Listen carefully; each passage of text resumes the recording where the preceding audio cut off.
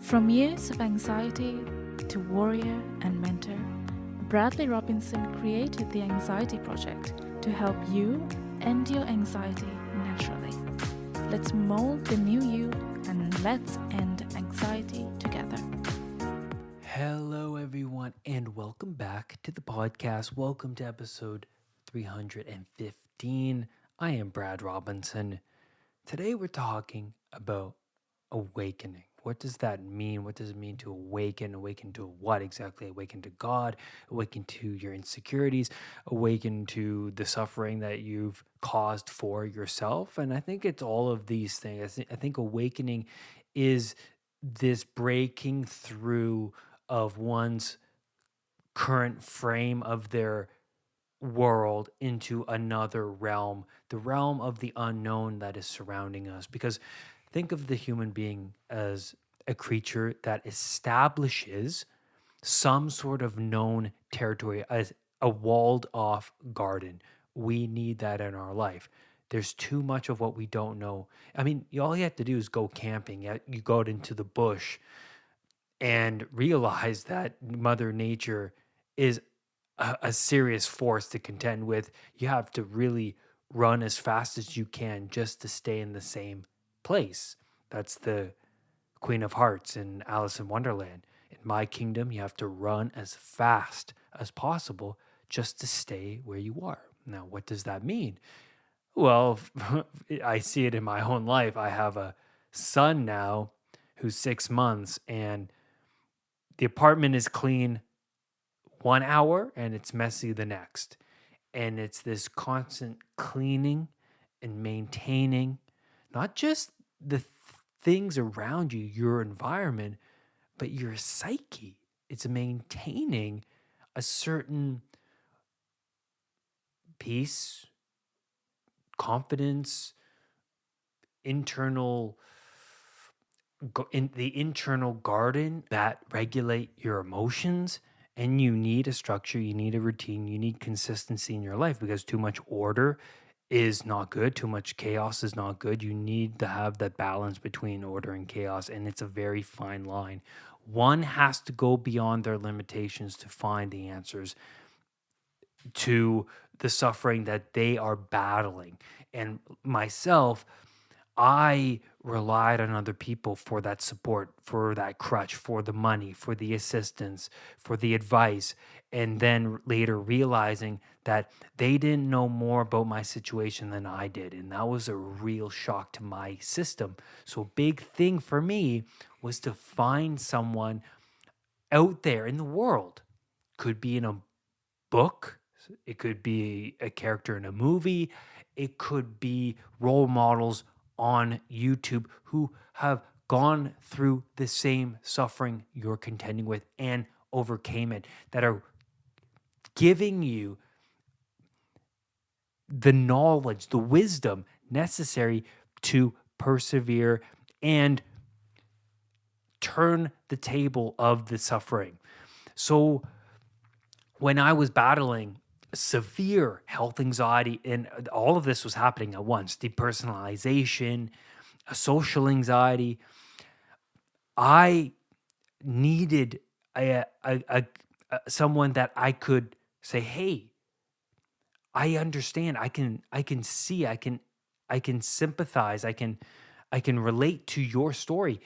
And the person I was looking up to, they were talking about how they were getting out of bed in the morning and they were checking in on their symptoms. And I'm like, whoa.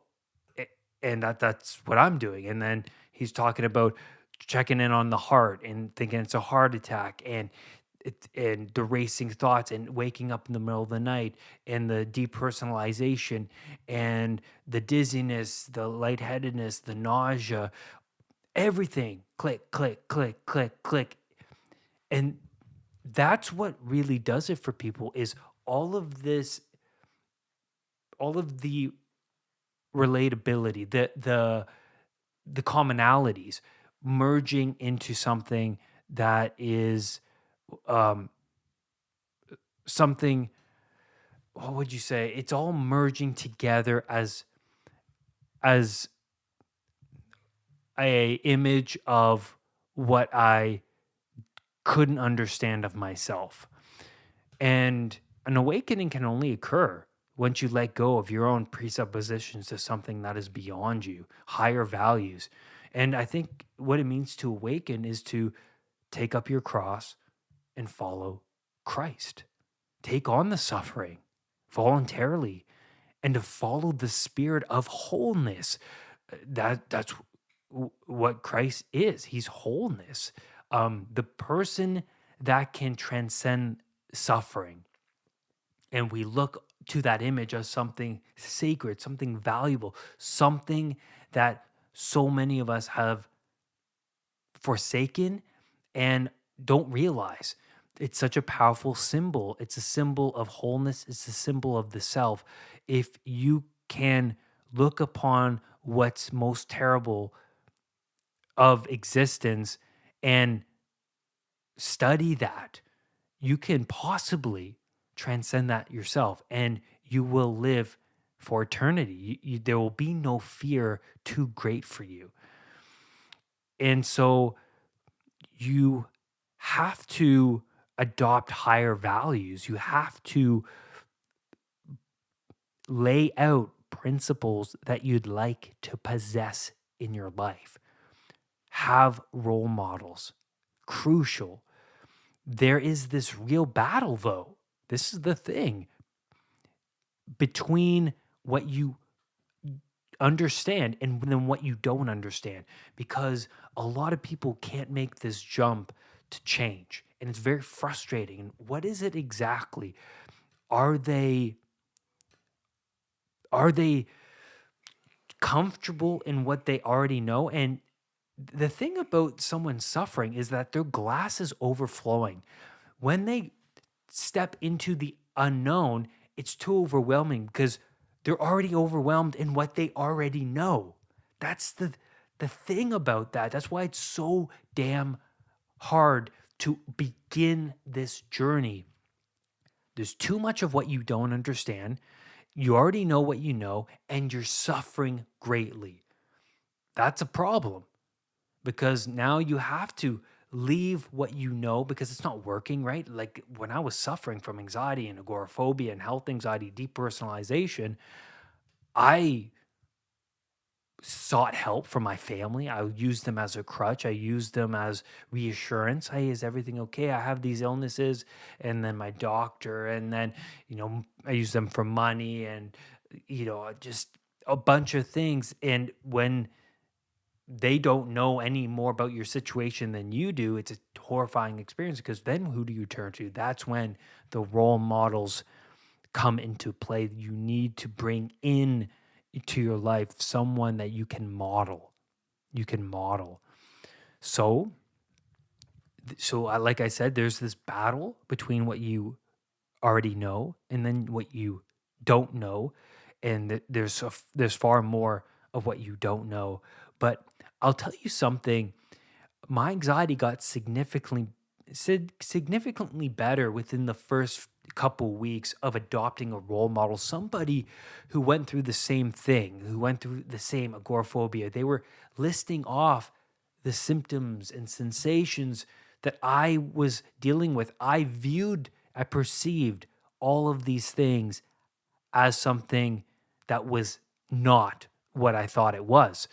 And that person brought that into light. He was talking about how he's waking up in the middle of the night, how he's suffering from these racing thoughts, the constant negative chatter, the waking up, checking in on your symptoms. Heart, is the heart okay?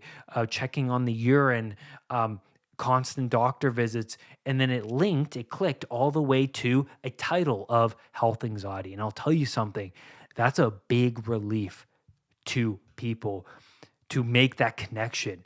It opens up the doorway to a better future. It really does. You need a teacher, you need a guide, something that everybody needs. It's the step towards wholeness is the adoption of a teacher, a guide. You have a frame of the world constructed That's the world of what you know in your psyche. It's been familiar to you. It's even though it hasn't been working because you're suffering. You're in a bad place. You're probably doing a lot of things that you don't realize that is contributing to the suffering. And and when that frame of what you already know, when it fails you, so you're suffering, you fall into the unknown, you then go, I thought I was properly operating in the world. I'm not. It's horrifying because people then suffer from post traumatic stress disorder. What you thought to be true is no longer true. What you thought, what you believed was right,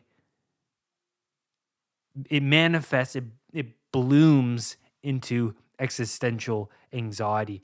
And then where do you turn? You can turn back into ignorance, you can shrink back, you can slide back into, well, try to back into unconsciousness, back into your old ways like I did. But I later found out that once you are bitten by the snake, your eyes are open.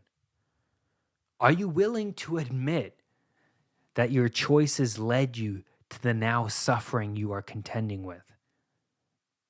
That's the first question.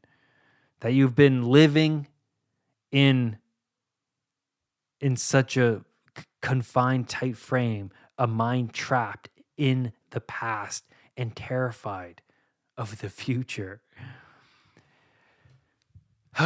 The contact with reality, the snake, opens up your eyes.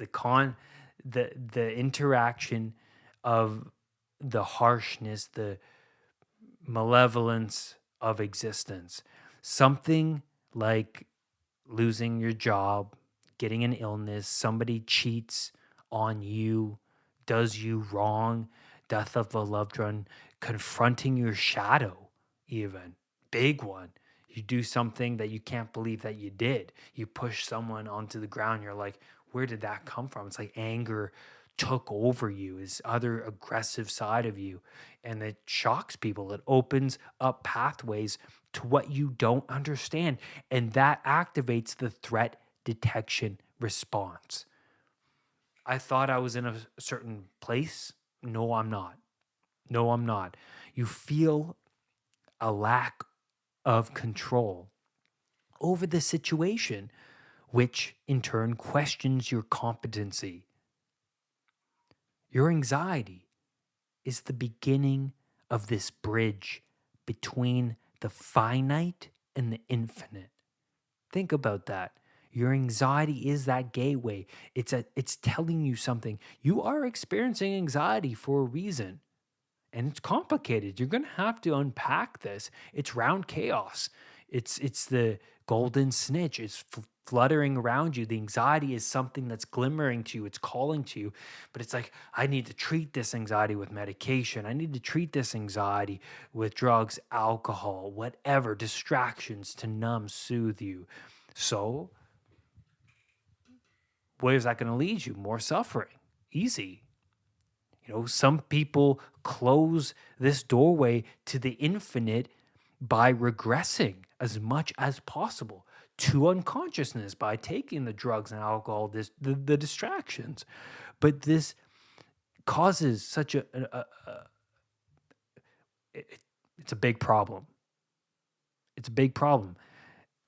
And the reason is that there is no return to childlike unconsciousness after meeting with the snake.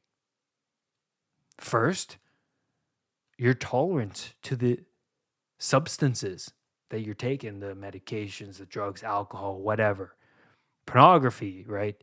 It increases. So you have to keep on consuming to feel numb. And then the second thing is that trauma remains active and dormant within the unconscious mind. It haunts you. It haunts you to the point where you are projecting out well, the negative force it holds onto the world, onto the people around you. It's like aggression, it's resentment, fear, ignorance, which then makes you even more miserable because no one wants to be around you except like-minded miserable people. This then capitalizes on your anxious, frustrated, way of being, their identity. Someone needs to come around and say, hey, what you're doing here is not so good. You need to get your act together. And it's hard to say that to people really because the person has to admit that they need to change. And I feel like when they hit people that make a real change in their life, they hit a wall. Something happens and then they wake up.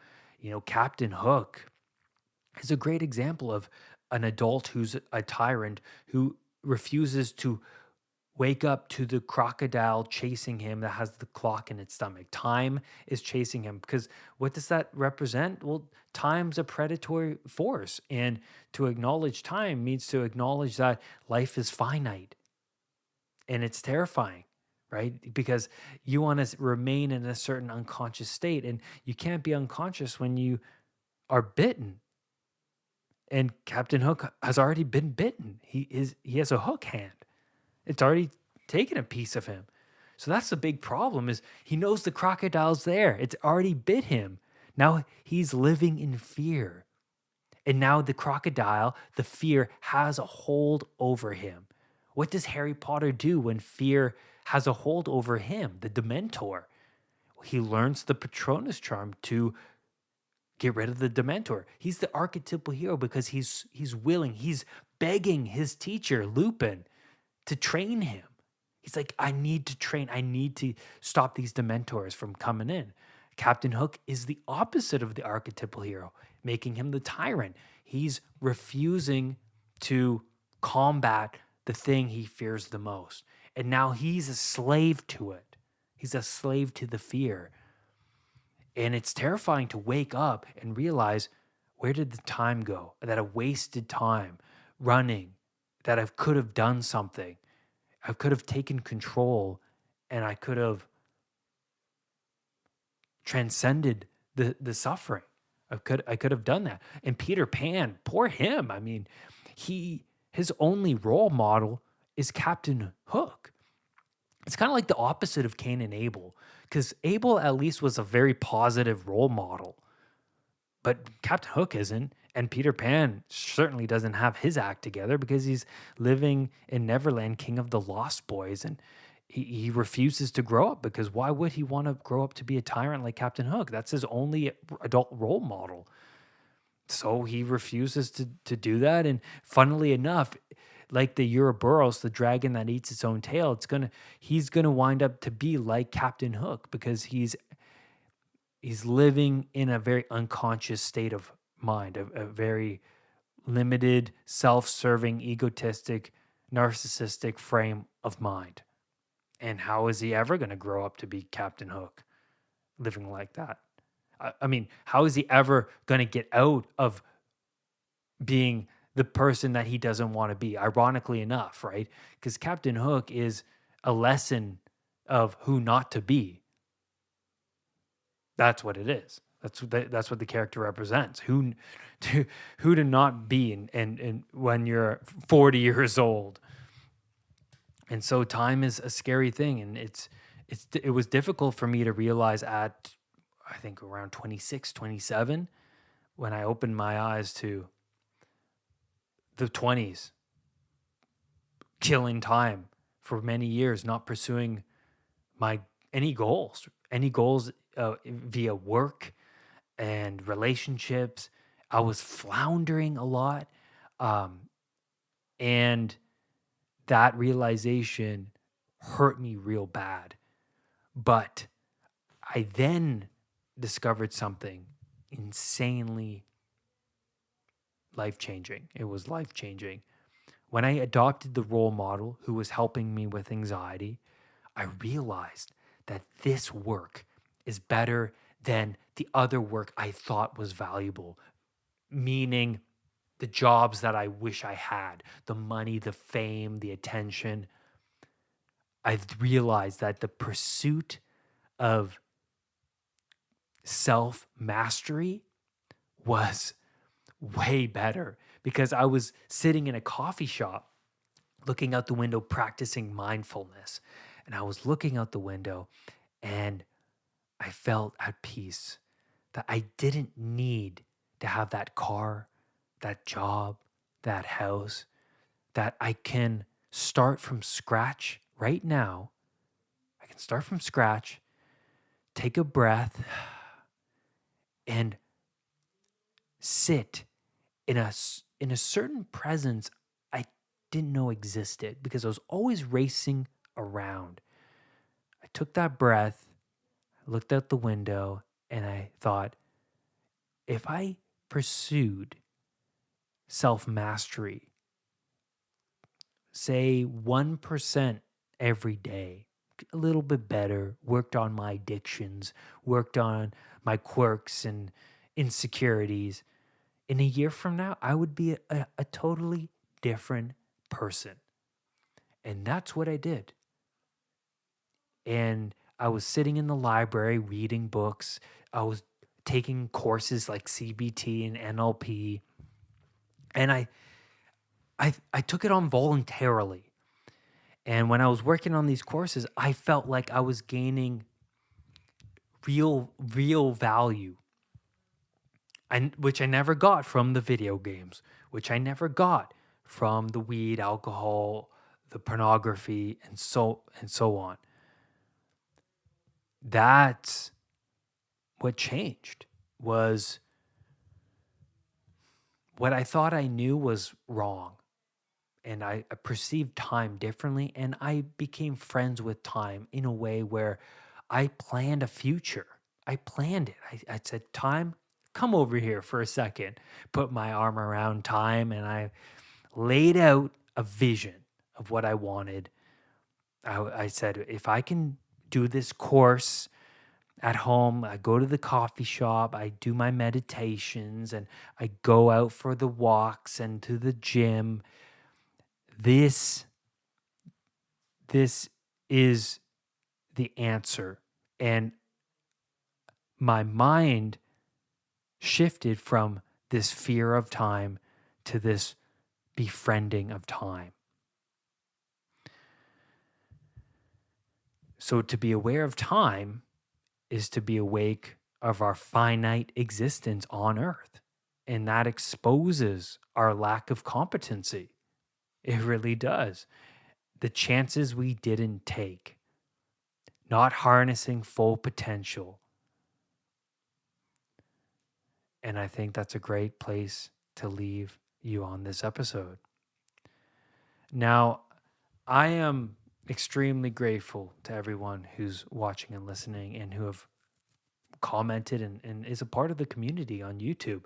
I'm planning in my head. I have ideas for videos to come. So if you haven't subscribed to the YouTube channel, go over to the Anxiety Project, subscribe, check out the hundreds of videos I have there about anxiety. If you're interested in things like anxiety symptoms, like heart palpitations, dizziness, or habits, anxiety habits, like checking in on your symptoms and sensations, and the weird quirks that one gets when they do suffer from health anxiety, go over to the channel. And I have so many things. I recently did a podcast on the worst morning routine, which I really like doing, by the way, because everything I said on that podcast is what I did.